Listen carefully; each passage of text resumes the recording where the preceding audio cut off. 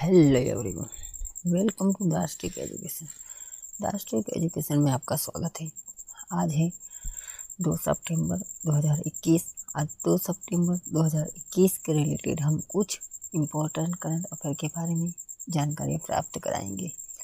तो चलो हम ऐसे ही कुछ महत्वपूर्ण जानकारियाँ आपसे कुछ साझा करते हैं। जैसे कि आपको बताने जा रहे हैं कि पहले नंबर पर है आरबीआई ने भारत नेपाल प्रेषण सुविधा के अंतर्गत ट्रांसफर सीमा की बढ़ाकर कितने लाख रुपये की है। तो इसका बिल्कुल सही आंसर है ए, यानी कि 2 लाख रुपये, यानी कि 2 लाख रुपये कर दी गई है। जैसे कि पहले इसकी सीमा 50,000 रुपये थी। जैसे कि आपको बताने जा रहे हैं, राजधानी है काठमांडू, नेपाल की राजधानी काठमांडू है। वहाँ के राष्ट्रपति हैं विद्यादेवी भंडारी, प्रधानमंत्री खड़ग प्रसाद ओली। गणराज्य हुआ था दिसंबर 28, 2007 में। कुछ इम्पोर्टेंट करंट अफेयर हैं। सूर्य बहादुर थापा सर्वाधिक 5 बार नेपाल के प्रधानमंत्री पद पर रह चुके हैं।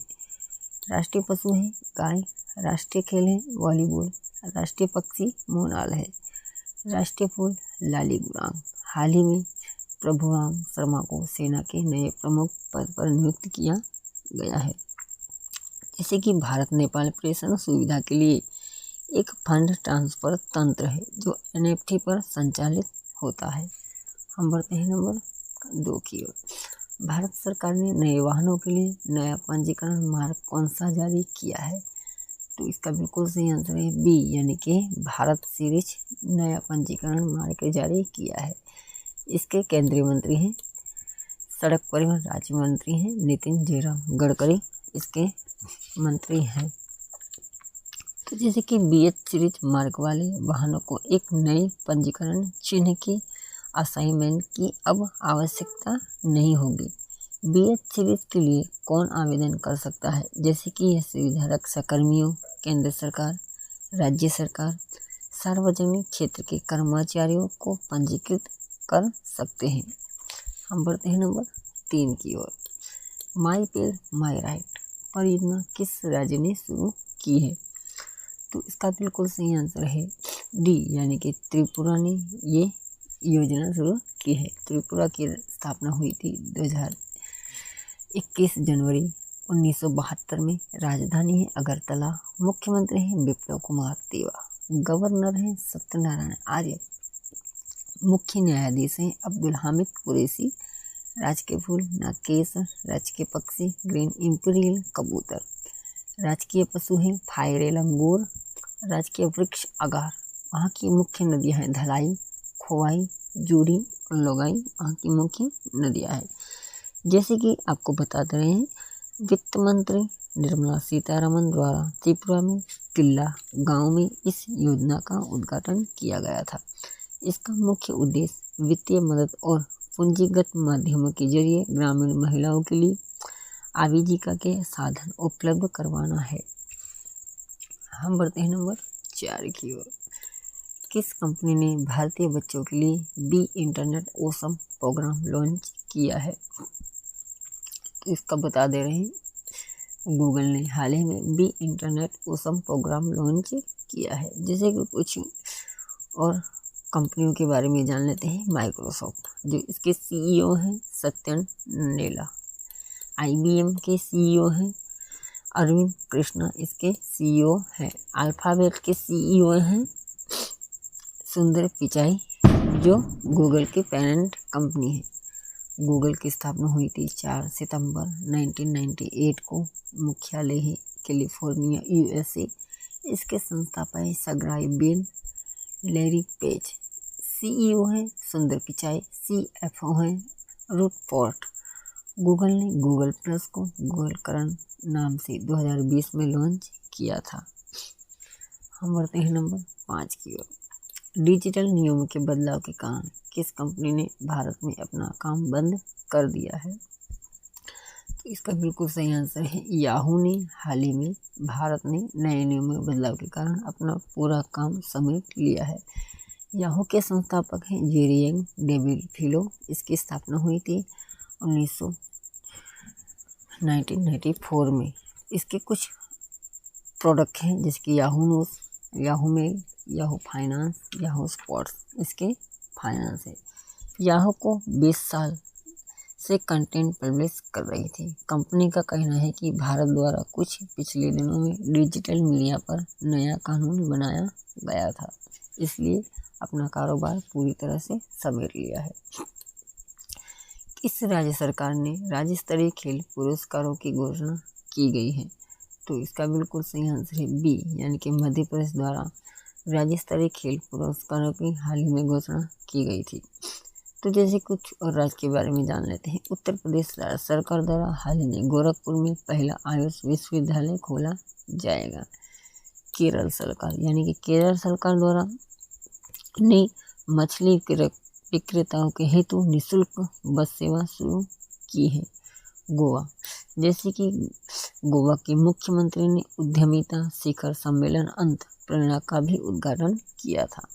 जैसे कि मध्य प्रदेश, जो भारत का सबसे बड़ा दूसरा राज्य है, यहाँ की राजधानी है भोपाल, मुख्यमंत्री हैं शिवराज सिंह चौहान। राज्य वृक्ष है बरगद, राजकीय फूल आम, राजकीय फूल पलाश, राजकीय मछली है महासीर, राजकीय मछली है। मध्य प्रदेश सरकार ने हाल ही में सरकार द्वारा 28 खिलाड़ियों को विभिन्न क्षेत्रों के खेल पुरस्कार दिए गए हैं। जैसे कि वर्ष 2020 के लिए 13 एकलव्य पुरस्कार, 10 विक्रम पुरस्कार, 3 विश्वमित्र पुरस्कार, 1 प्रभाष जोशी पुरस्कार और 1 लाइफ टाइम अचीवमेंट पुरस्कार की घोषणा की गई थी। हम बढ़ते हैं नंबर 7 की ओर। रजनीश कुमार को किस बैंक ने एशिया का निदेशक चुना गया है? तो इसका बिल्कुल सही आंसर है HSBC बैंक ने हाल ही में एशिया का महानिदेशक के रूप में चुना है। तो जैसे कि आपको बता दे रहे हैं कुछ और बैंक के बारे में। DBS बैंक, इसका मुख्यालय सिंगापुर है, इसके CEO हैं PS गुप्ता, इसके CEO हैं। सिटी बैंक, जो इसका मुख्यालय न्यूयॉर्क से यानी कि अमेरिका में है, इसके CEO हैं जेन फ्रेशर, इसके CEO हैं। AB बैंक, इसका मुख्यालय बांग्लादेश ढाका स्थित है, इसके डायरेक्टर हैं मोहम्मद ए अली, इसके डायरेक्टर हैं। HSBC बैंक का मुख्यालय लंदन यानी कि UK स्थित है, इसके CEO हैं नोएल क्वीन, इसके संस्थापक हैं थॉमस सदरलैंड। इसकी स्थापना हुई थी 3 मार्च 1865 में, इसके अध्यक्ष हैं मार्क टकर। HSBC के भारतीय CEO हैं तेंद्र दवे हैं। 2020 में HSBC ने इंडिया में ग्रीन डिपॉजिट लॉन्च किया था, आप इसे याद रख सकते हैं। किस मंत्रालय ने विज्ञान भवन से वाइब्रेक ऐप लॉन्च किया है? इसका बिल्कुल सही आंसर है आयुष मंत्रालय ने वाइब्रेंच लॉन्च किया था। जैसे कि वाइब्रेंच आयुष मंत्रालय द्वारा किया गया था। तो और कुछ मंत्रालय के बारे में जानकारी साझा कर लेते हैं। जैसे कि ग्रामीण विकास मंत्रालय, इसके मंत्री हैं श्री गिरिराज सिंह, इसके मंत्री हैं। इस्पात मंत्रालय, इसके मंत्री हैं श्री रामचंद्र प्रसाद, इसके मंत्री हैं। जनजातीय मंत्रालय, जो किसके अंदर आता है, इसके मंत्री हैं श्री अर्जुन मुंडा, इसके मंत्री हैं। हम बढ़ते हैं नंबर 9 के। हैशटैग फॉलो पेमेंट डिस्टेंसिंग अभियान किस पेमेंट कंपनी ने शुरू किया है? तो इसका बिल्कुल सही आंसर है रुपे ने हाल ही में हैशटैग फॉलो पेमेंट डिस्टेंसिंग अभियान शुरू किया था। रुपे की स्थापना हुई थी 8 मई 2014 को रुपे की स्थापना की गई थी। जैसे कि रुपे ने अभियान शुरू किया है कोविड-19 के कारण ग्राहक स्वस्थ आदतों, देखभाल, दिनचर्या और सामाजिक दूरी का पालन करके सुरक्षित बचाना है। पेमेंट डिस्टेंसिंग शुरू करके कॉन्टैक्टलेस डिजिटल भुगतान पर स्विच करने के लिए प्रोत्साहित भी करता है। हम बढ़ते हैं 10 की ओर। 100% वयस्क आबादी को वैक्सीन लगाने वाला पहला राज्य कौन बना है? तो इसका बिल्कुल सही आंसर है ए, यानी कि हिमाचल प्रदेश 100% वयस्क आबादी को वैक्सीन लगाने वाला पहला राज्य बना है। उत्तर प्रदेश, जैसे कि उत्तर प्रदेश सरकार द्वारा हाल ही में रामनाथ कोविंद ने अयोध्या में रामायण कॉन्क्लेव का भी उद्घाटन किया था। तमिलनाडु सरकार ने हाल ही में केंद्र के कृषि कानूनों के खिलाफ प्रस्ताव जारी किया था। गुजरात सरकार द्वारा हाल ही में गुजरात हाईकोर्ट के कार्यवाहक मुख्य न्यायाधीश विनीत कोठारी को नियुक्त किया गया है। जैसे कि हिमाचल प्रदेश के मुख्यमंत्री हैं जयराम ठाकुर, राजधानी है शिमला और धर्मशाला। गठन हुआ था 25 जनवरी 1971 में। राज्यपाल हैं राजेंद्र विश्वनाथ आर्लेकर। कुछ राष्ट्रीय उद्यान हैं Pin valley national park, Indira Kila national park, Khirganga राष्ट्रीय उद्यान, सिम्बलबारा नेशनल पार्क। हिमाचल प्रदेश के विश्व धरोहर हैं कालका Shimla railway, great Himachal national park. हम बढ़ते हैं नंबर 11 की ओर। सिप्री की रिपोर्ट के अनुसार कौन सा देश एशिया का हथियारों का सबसे बड़ा आयातक देश बना है? तो इसका बिल्कुल सही आंसर है सी, यानी कि भारत देश सबसे बड़ा हथियारों का आयातक बना है। तो जैसे कि SIPRI Stockholm International Peace Research Institute, इसका मुख्यालय है स्टॉकहोल्म स्वीडन, इसका मुख्यालय है। सिप्री के अनुसार भारत ने पिछले 5 वर्षों में हथियार और रक्षा उपकरणों की आयात में 24% की वृद्धि देखने को मिली है। हम बढ़ते हैं नंबर 12 की ओर। किस भारतीय खिलाड़ी ने अंतर्राष्ट्रीय क्रिकेट से संन्यास लेने की घोषणा की है? तो इसका बिल्कुल सही आंसर है स्टुअर्ट बिन्नी ने हाल ही में अंतर्राष्ट्रीय क्रिकेट से संन्यास लेने की घोषणा की थी। आईसीसी का मुख्यालय है दुबई यूएई। अध्यक्ष हैं ग्रेग बार्कले, मुख्य कार्यकारी हैं जियोफ एलाडिस, मुख्य कार्यकारी हैं। जैसे कि कुछ और भारतीय खिलाड़ी के बारे में जान लेते हैं। सुरेश रैना, जो उन्होंने 2020 में अंतर्राष्ट्रीय क्रिकेट से संन्यास लिया था। यूसुफ पठान, जिन्होंने 2018 में अंतर्राष्ट्रीय क्रिकेट से संन्यास लिया था। इरफान पठान, जिन्होंने 2020 में संन्यास लिया था।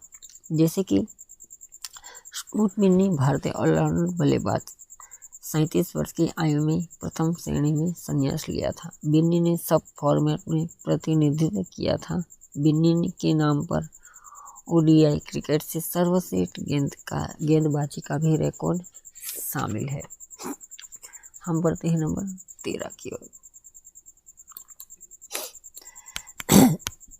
किस देश ने लेड वाले यानी कि लेडेड पेट्रोल के इस्तेमाल को खत्म करने वाला आखिरी देश बना है? तो इसका बिल्कुल सही आंसर है ए, यानी कि अल्जीरिया हाल ही में लेडेड वाले पेट्रोल के इस्तेमाल पर पूरी तरह से प्रतिबंध लगाया है। कुछ और देश के बारे में जान लेते हैं। जैसे ऑस्ट्रिया ने 1989 में लेडेड पेट्रोल पर प्रतिबंध लगाया था।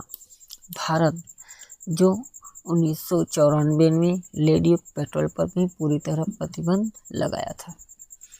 अल्जीरिया की राजधानी है अल्जीरियस। राष्ट्रपति हैं अब्देलाजिज बोतेफ्लिका। प्रधानमंत्री हैं अब्देल मालिक सेलाल। स्वतंत्रता मिली थी फ्रांस से 3 जुलाई 1962 में स्वतंत्रता मिली थी। जैसे कि संयुक्त राष्ट्र का कहना है कि घोषणा की गई थी कि लेड वाले पेट्रोल के उपयोग का मानव और पर्यावरण पर खराब प्रभाव पड़ता है। लेडेड पेट्रोल से हवा, धूल, मिट्टी, पीने के पानी और खाद्य फसलों को दूषित करता है, जिससे हृदय रोग और कैंसर जैसी भयानक बीमारी भी हो सकती है। हम बढ़ते हैं नंबर 14 की ओर। कारीगर मेले के लिए किसने ट्राइब्स इंडिया के साथ, आप इसे याद रख सकते हैं, ट्राइब्स इंडिया के साथ समझौता किया है?